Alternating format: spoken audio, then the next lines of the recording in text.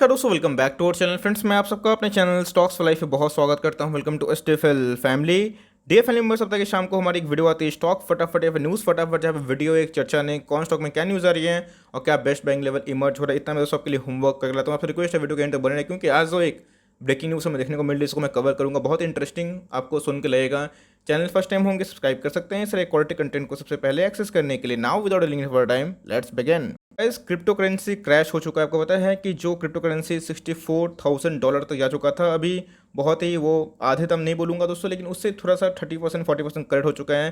तो इधर पे गाइस एलन मस्क के ऊपर ब्लेम डाला जा रहा है, बिकॉज एलन मस्क को पता है कि जो इनके अकाउंट ट्विटर पे वो बहुत ही एक्टिव रहते हैं और ये रेगुलरली कमेंट करते रहते हैं बिटकॉइंस को लेके। तो इधर पे गाइस बहुत ऐसे लोग हैं जो निवेशक बर्बाद हुए हैं क्रिप्टो करेंसी में। अब पता नहीं बाउंस बैक करेगा फिर नहीं करेगा, बिकॉज मुझे इनके बिजनेस ठीक ठाक लगते हैं, मुझे इनके सिस्टम समझ में आते हैं, लेकिन इनके एक्सेप्टेंस जो है अपने आप में बहुत चैलेंजेस है। और दोस्तों, हम लोग कोई क्रिप्टो करेंसी को प्रमोट नहीं करते हैं और इससे हम दूर रहने की सलाह देते हैं, क्योंकि इसमें एक बहुत एक्सट्रीम रैली आई है और इधर पे बहुत टॉप पे रिटेल इन्वेस्टर्स फंस चुके हैं। ऐसी जो पूरा गुस्सा है ये एलन मस्क पे डाला जा रहा है। इंडिया में तो ये बात की जा रही है कि ये नेक्स्ट क्या हर्षद मेहता है, बिकॉज इस हिसाब से पंप एंड डंप कहानी है दोस्तों। ये मैं बोलूँगा कि एकदम बेसलेस है, क्योंकि कोई इंसान को आप सीधा जस्टिफाई नहीं कर सकते कि आपका लॉस का वो जिम्मेदार है। नहीं दोस्तों, आप जितने भी चैनल को फॉलो कर ले फिर किसी को भी फॉलो कर दें, लॉस की जिम्मेदारी हमेशा आप अपने ऊपर रखिए, क्योंकि आपके ऊपर डिपेंड होता है कि आप उसको बाई करेंगे फिर नहीं करेंगे। कोई आपको फोर्स नहीं करता, कोई का हाथ पैर नहीं पकड़ता है। तो एनीवेज, अगर आप देखें तो एलन मस्क बहुत बड़ा एंटरप्रेन्योर है, लेकिन जिस हिसाब से मैं भी देख रहा हूँ कि ये कंटिन्यूसली जो ट्वीट करते हैं, तो इनको शायद नहीं करना चाहिए, ऐसा मेरा पॉइंट ऑफ व्यू, क्योंकि इनके जो इमेज है अपने आप में as scientist as a businessman बहुत ही अच्छा है। तो इनकी जो फैन बेस है काफ़ी निराश है, क्योंकि अगर आप देखें तो हर एक जगह पे इनसे थोड़ा सा हेल्प मांगा जा रहा है कि भाई मेरे पैसे रिकवर करवा दो। और अभी तो गाइस स्टॉप 11 बोल के एक नया क्रिप्टो करेंसी भी लॉन्च हो चुका है, जो बहुत तेज़ी से पॉपुलर भी हो रहा है। एनीवेज, अगर आप देखें तो अभी पूरा जो हीरो का इमेज है अभी डाउन होते हुए देखने को मिल रहा है। ये पूरा फ्रस्ट्रेशन है, लेकिन दोस्तों इसे सबक यही लेना है कि हमें फंडामेंटल को चेज़ करना है, ना कि न्यूज़ को, ना कि बेसलेस कोई सिस्टम को जाके चेज़ करके पैसा टॉप में फंसा देना। नहीं दोस्तों, लेकिन ये न्यूज़ थी, उसको कवर करना इंपॉर्टेंट था। तो आपको क्या लगता है कि एलन मस्क क्या नेक्स्ट हर्षद मेहता है? इसको कमेंट बॉक्स में ज़रूर बताइएगा। लेट्स सी आप क्या इनको लेके सोचते हैं। बट हाँ, एज ए पर्सन ये मेरे बहुत आइडियल है, मैं इनको बहुत फॉलो करता हूँ, उनके रूटीन शेड्यूल बहुत ही अच्छे हैं। लेकिन दोस्तों, जिस हिसाब से क्रिप्टो में क्रैश हुआ है, बहुत लोग पैनिक में है, बहुत लोगों का दोस्तों रोजगार भी छीन चुका है, बिकॉज एक लाइफ टाइम सेविंग्स एक क्रिप्टो करेंसी में लगाना बहुत लोग अब दोस्तों रोड पे भी आते हुए देखने को मिल रहे हैं। गाइस, फाइन ऑर्गेनिक सही में एक फाइन कंपनी है। इसके पहले फाइन ऑर्गेनिक दोस्तों हमें एक 2200 के आसपास 2250 के आसपास बहुत दिन तक कॉन्स्टिट्यूशन करके दिखाया था। मैंने उधर पे आपको बोला था कि इधर पे होल्ड कंटिन्यू करें। रैली आई इसलिए क्योंकि सौरभ मुखर्जी एक बहुत ही अच्छे ऑथर और सीईओ देखने को मिलते हैं एक अच्छे इन्वेस्टमेंट फर्म के। उन्होंने क्या किया, हम माल उठाया है 2 दिन पहले ही, जिसकी वजह से एक हमें अच्छी खासी तेज़ी देखने को मिल रही है। ऑल्दो ये तो न्यूज़ का इम्पैक्ट है, लेकिन कंपनी बहुत ही शानदार है। लिए हुए तो होल्ड कंटिन्यू करें। अभी लेना चाहते तो मैं बोलूँगा थोड़ा सा अवॉइड करें, बिकॉज न्यूज़ ऑलरेडी फैक्टर हो चुकी है। और मैं बोलूँगा कि इसको छोड़ के नवीन फ्लोरिन और दीपक नाइटेड अच्छे प्राइस में मिल रहे हैं, उसको चाहे तो कंसिडर कर सकते हैं। इस आईओसी की बात की जाए, इंडियन ऑयल कॉर्पोरेशन को पता है कि बहुत फेमस कंपनी है अमंग रिटेल इन्वेस्टर, बिकॉज 100 के भाव पे देखने को मिलता है। यह शॉर्ट टर्म में टारगेट मुझे भी लगता है कि 120 130 चला जाएगा। मैंने कमेंट्स में देखे कि सर आईओसी को आप कवर नहीं करते हैं। मैंने 10-15 बार कमेंट किया है। देखिए, मैं कोशिश करता हूँ कि आप सबको कमेंट का रिप्लाई करके और वीडियो बनाऊँ स्टॉक फटाफट में। नहीं, अगर आप देखें अब लिए हुए हैं तो होल्डिंग कंटिन्यू कर सकते हैं, बट इनकी जर्नी मुझे उतनी अच्छी लगती नहीं है, मैं इसको अवॉइड करता हूँ। लिए हुए तो अपने एसएल ले काम करें और अपने टारगेट हिट होने पर निकल जाएँ, बट मुझे भी लगता है कि 15 से 20% की इसमें एक रैली अभी ड्यू है। इस मेगमनी की बात की जाए तो इनके आपको पता है कि जो सब्सिडरीज है वो प्रीलिस्ट होंगे और आपको उनके अगेंस्ट में शेयर मिलेगा। तो ये पूरा कैलकुलेशन क्या है, बहुत लोग बोल रहे थे, पूरा विस्तार में समझाइए कि कैसे इनके हमें शेयर्स मिलेंगे, इनके जो और भी सब्सिडरीज हैं कैसे होंगे मेगमनी ऑर्गेनिक लिमिटेड के, और साथ ही साथ इनके जो एक और भी सब्सिडरीज हैं। तो जी हाँ, मैं कैलकुलेशन कर लिया हूँ और मैं जल्दी ही कोशिश करूँगा कि उसको बताऊँ। शॉर्ट में आप कन्फ्यूज़ हो जाएंगे, लेकिन हाँ, लिए हुए हैं तो आराम से होल्डिंग कंटिन्यू करें। हमें ट्रेडिंग हॉल्ट होते हुए देखने को मिल रही है, लेकिन उसी के अगेंस्ट में आपको नए शेयर जल्दी ही डीमैट में क्रिएट होते हुए देखने को मिलेंगे। तो पैनिक मत मचाइए और जल्दी ही मैं इसके ऊपर डिटेल वीडियो आपसे पोस्ट कर दूंगा। इस डिक्शन की बात की जाए तो जी हाँ दोस्तों, कॉन्सोलेशन कर रहा है and the best time to grab a stock जब वो कॉन्सोलेट करता है। तो जी हाँ, कॉन्सोलेशन बहुत अच्छा फेज में है, लेकिन इधर पे क्वेश्चन है क्या वर्थ इन्वेस्टमेंट है? जी हाँ दोस्तों, एकदम वर्थ इन्वेस्टमेंट है। अगर आप देखें कंपनी बहुत ही मैं बोलूँगा रीजनल प्राइस में मिल रही है और गिरता भी है, तो 300 पॉइंट की गिरावट अगर आप सह सकते हैं तो एकदम आप चाहे तो बाई कर सकते हैं। CMP गुड लेवल है, लेकिन यार ध्यान रखिएगा, मुझे अभी भी लगता है 3650 एक जाके डिप खा सकता है।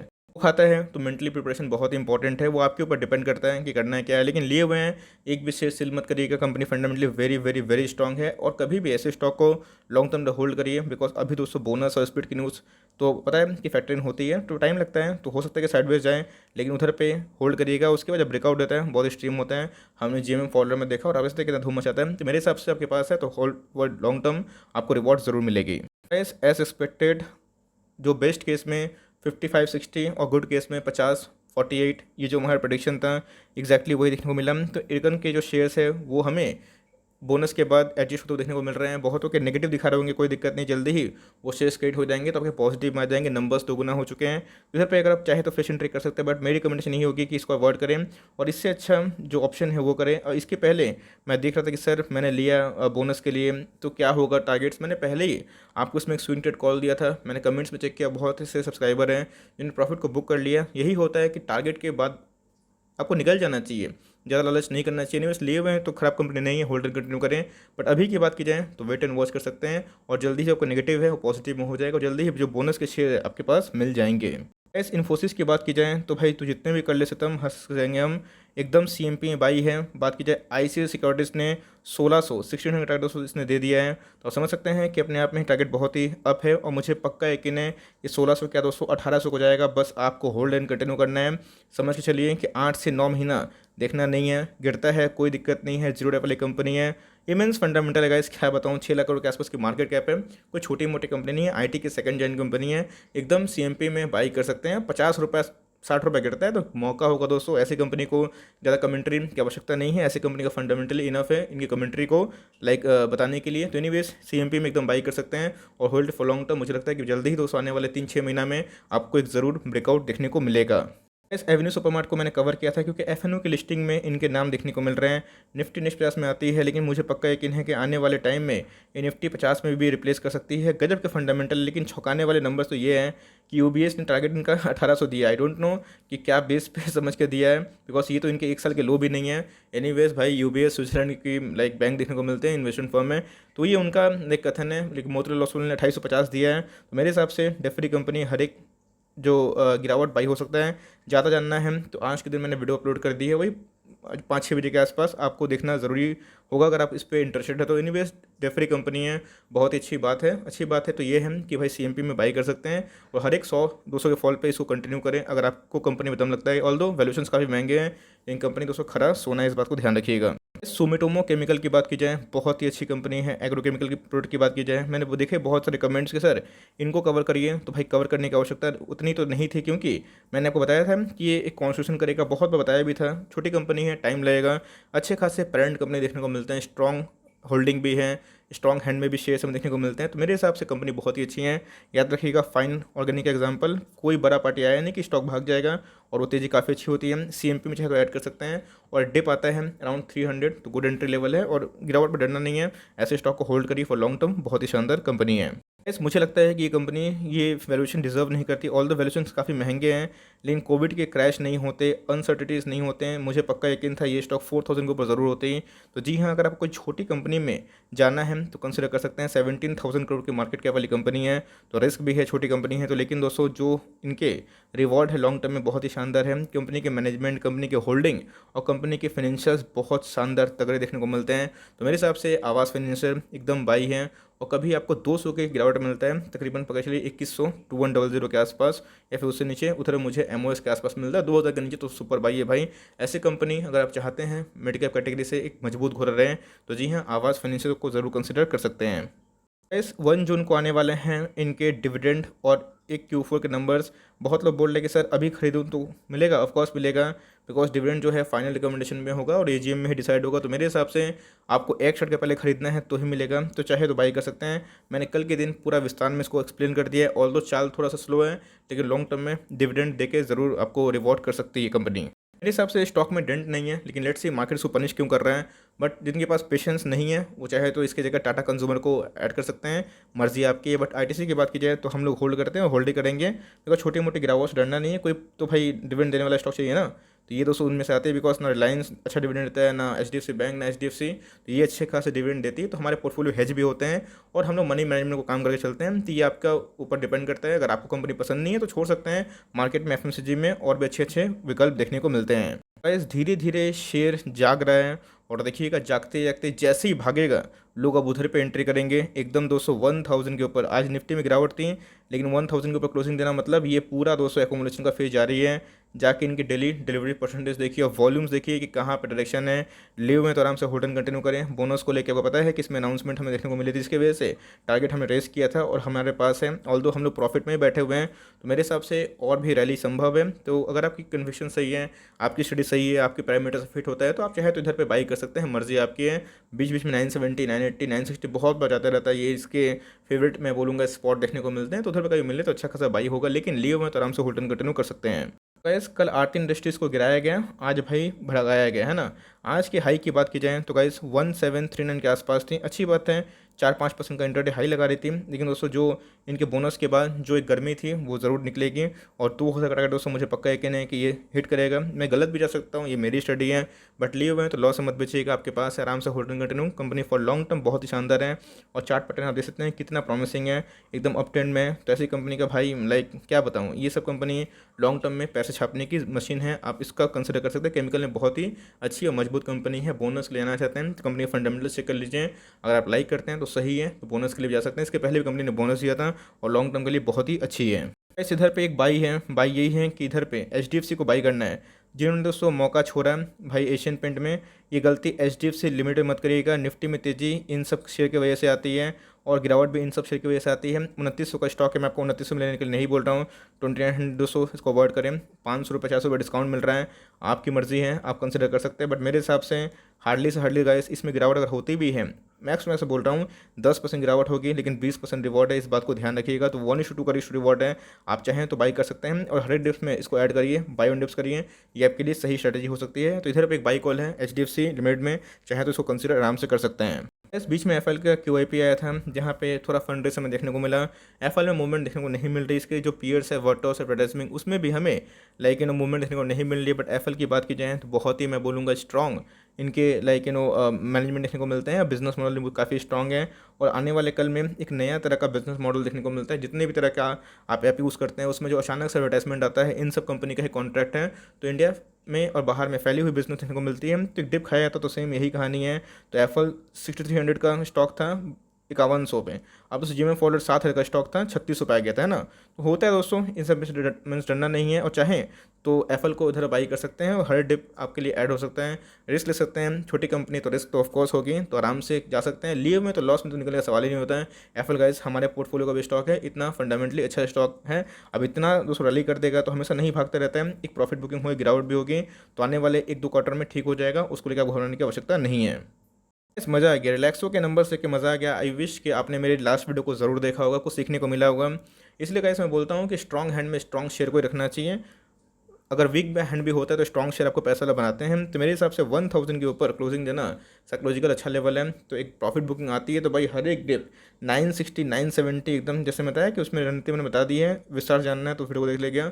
ये इनके अल्टीमेट घुसने के एंट्री लेवल हो सकते हैं। तो इधर पर अगर आप कंपनी पे भरोसा है तो ही एंट्री करिएगा। आपको लगता है कि भाई एक डिप आ सकता है, 4-5% माइनस में चले जाएंगे अगर टॉप पे लेंगे तो थोड़ा वेट एंड वॉच कर सकते हैं। इस डिप पे इंतजार कर सकते हो। कभी प्रॉफिट बुकिंग थोड़ा सा इंटेंस हो गई एकदम मस्ट बाई है, क्योंकि ब्रेकआउट की बात की जाए तो सुपर ब्रेकआउट इस कंपनी ने दिखाया है और आप समझ सकते हैं कितना मस्त इस कंपनी ने परफॉर्मेंस दिया है। कोविड का भी दोस्तों कोई इंपैक्ट नहीं है और मैं कमेंट में देख रहा था कि सर कोविड वैक्सीन भी इसके सामने शर्मा जाए। तो मेरे हिसाब से ठीक है, कंपनी बहुत ही अच्छी है, ये आपके पास है, आराम से होल्ड एंड कंटिन्यू कर सकते हैं। बाई जो मैं लेवल्स बताएं उधर पे एक आइडियल एंट्री हो सकती है। बस PVR की बात की जाए तो बीच बीच में PVR को थोड़ा सा कर देता हूँ, बिकॉज मुझे पता है बहुतों ने PVR को लिया हुआ है। ठीक है, हिम्मत मत हारिएगा, थोड़ा कोशिश कंटिन्यू करिए, होल्ड करिए, समय लग सकता है। इधर पे आप देखें तो भाई PVR ने दोस्तों झुलाया तो है काफ़ी लंबे समय से, लेकिन मुझे लगता है कि अभी भी ये राहत हो नहीं सकता। W पैटर्न बनाएगा 1-2, मुझे लगता है कि एक पैटर्न बन सकता है, उसके बाद भागेगा।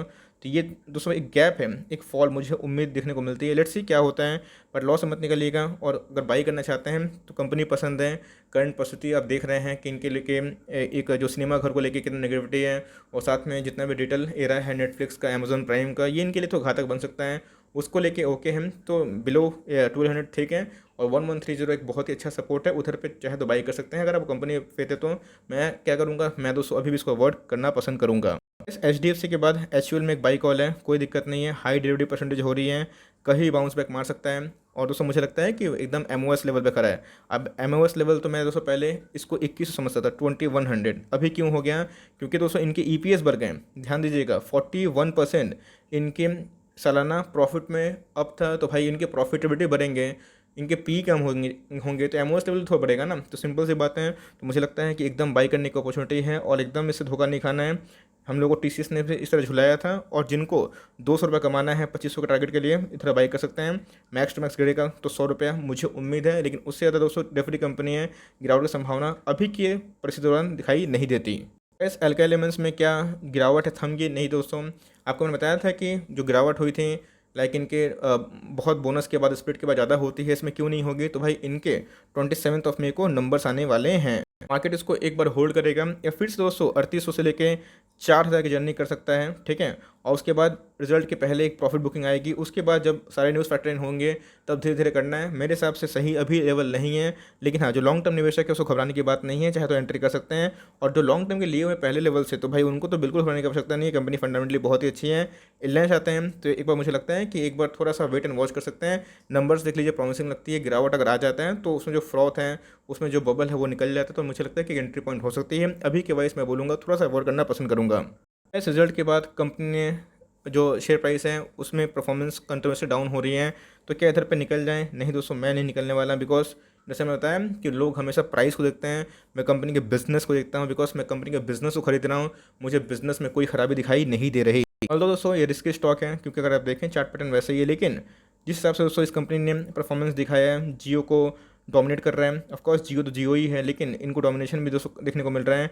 तो 500 के लेवल का जो सपोर्ट है उसके तौर पे जा रहा है, तो एकदम 510 से लेके 520 एक अल्टीमेट बाइंग जोन है, बाई कर सकते हैं। और लिए हुए हैं, बहुत लोग देख रहे थे कि सर 568 पे लिया हो, क्या करूँ, आराम से होल्ड करिए भाई। अगर 20-30 रुपये 50 रुपये अगर गिरावट सह नहीं सकते हैं तो मार्केट में कैसे आप सर्वाइव करेंगे, इतनी तो आम सी बात है भाई। कभी कभी स्टॉक गिर जाता है, इंडिया मार्ट को देखिए कैसे गिरा, कैसे रिकवर किया और करेगा भी, तो सेम वही बात है, टाइम दीजिए, कंपनी बाउंस बैक करेगी। और जब बाउंस बैक होता है तो बहुत तेज़ होता है। तो मेरा दूसरा टारगेट अभी भी इसको 600 लेके प्लस है, लेट्स सी क्या होता है। बट मेरी एडवाइस यही होगी, कंपनी में फेथ है तो कर सकते हैं।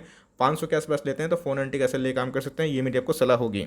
गाइस कल आने वाले हैं SBI के नंबर, और कल SBI के नंबर पूरा मार्केट इंतजार करेगा, क्योंकि कल SBI के नंबर ही बैंक निफ्टी के इंडेक्स को प्रभावित करेगा। आपको पता है कि कल की बात की जाए तो कल इनके नंबर्स पूरे बैंकिंग सेक्टर को प्रभावित कर सकते हैं, इतना दम होता है बड़े बड़े बैंक के शेयर को। लेट्स सी कल क्या करते हैं। मार्केट में अनुमान है कि इनके जो ग्रोथ है वो डबल डिजिट में आना चाहिए।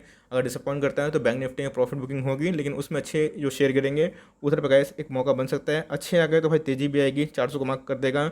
लेना चाहते हैं एक बार नंबर्स देख लीजिए, प्रॉमिसिंग लगते हैं। GNPA NPA इनकी प्रोविजनिंग तो जा सकते हैं। अदरवाइज मैं फिर से बोल रहा हूँ, ICICI बैंक और HDFC बैंक मैं अभी करंट मार्केट प्राइस में प्रेफर करना पसंद करूँगा। एस्ट्रल की बात की जाए दोस्तों, बहुत धांसू कंपनी है। अब बहुत लोग बोल रहे कि सर गिरावट क्यों हुई, नंबर तो बहुत ही प्रॉमिसिंग थे, इतना फैंटास्टिक स्टेबलाइजेशन नंबर पोस्ट किया, क्यों नहीं होगा भाई, क्योंकि ये स्टॉक अपने PE से कितना ह्यूज ट्रेड कर रहा है। आप खुद देखिए दोस्तों, 127 का PE है। इनका जो पीयर्स है वो ट्रेड कर रहा है 30 के PE पे, 40 के PE पे। तो ऐसा नहीं है कि कंपनी सोना बनाती है, लेकिन हाँ कंपनी का शेयर प्राइस सोना ही है, इस बात को ध्यान रखिएगा। तो गिरता है तो अच्छी बात है ना, तो 1700 का नेक्स्ट सपोर्ट देखने को मिलता है, उसके नीचे है तो भाई कर सकते हैं। और लॉन्ग टर्म तो होल्ड करिएगा, कंपनी बहुत रैली दे दी है, 1-2 साल में पैसे बहुत 3 गुना 5 गुना बना दिए हैं, हमेशा नहीं भागेगी, तो हर एक डिप ऐड हो सकता है। और कहीं 1500 मिल जाएगा तो भाई बल्ले बल्ले है, उधर पर चाहे तो बल करके फॉर लॉन्ग टर्म छोड़ सकते हैं। Last but not the list, Havells India. जी हाँ दोस्तों, 71% इनके कॉन्सोलिडेटेड नेट प्रॉफिट में इजाफा है। मैं बोलूँगा fantastic, very very very fantastic number इन्होंने पोस्ट किए हैं। टॉप लाइन बॉटम लाइन उखाड़ कर रख दिया, और जिस हिसाब से नंबर्स इन्होंने केबल्स के बारे में पोस्ट किए हैं, मैं सही में दोस्तों पॉलीकैब और इनका बहुत अच्छा मैं इनको शेयर समझता हूँ। तो मेरे हिसाब से टॉप लाइन की बात की जाए दोनों फ्रंट में ठीक थे, बॉटम लाइन की बात की जाए नेट प्रॉफिट की मैं बोल रहा हूँ, तो क्वार्टर थोड़ा सा मार्केट शायद तो प्रॉफिट बुकिंग कर सकता है, बट मेरे हिसाब से प्रॉफिट बुकिंग होती है तो घुसने का मौका होगा। ये हो गए हैवेल्स हो गए, दोनों शानदार कंपनी है। वैल्यूएशन वाइज हैवेल्स थोड़ा महंगा है, लेकिन दोस्तों अगर आप देखें पॉलीकैब दोनों अच्छी कंपनी है, दोनों में से कोई भी है तो अच्छा कर सकते हैं, दोनों में से कोई भी रखें, दोनों को होल्ड करते हैं तो दोनों को होल्ड एंड कंटिन्यू करें। कंपनी फॉर लॉन्ग टर्म बहुत अच्छे हैं और नंबर्स बहुत ही फैंटास्टिक हैं।